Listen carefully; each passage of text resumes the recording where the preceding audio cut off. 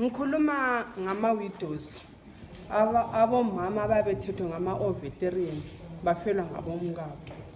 Kubuhlungu okuyenzakalayo kithi empilweni thina ama-widows ngokuba uyafelwa, uzathathelwa insimu lapho kumele ugcine khona abantwana, uphinde yona ihulumende ngokwayo ihafule ipay eyakho, uhola $100 usele labantwana, uyathelela indlu, awusela muzi, uyaloja, kumele abantwana baye esikolo, kumele uthengele abantwana amapenseli, abantwana bayagula, awula plan, awula lapho zastarta khona ukuthi ubambelele ngaphi.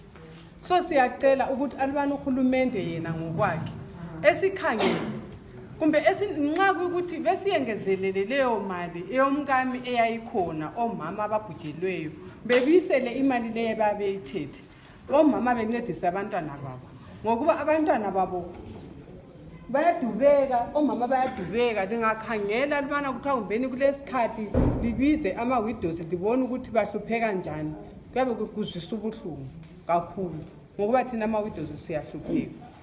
Kumbe lisinika ama-project alibana kuyenzakala kube lama-project okuthiwa ngama-widows ephumelele labo bezincedisa ngokuba imali yakho nilutshwana ayikwani.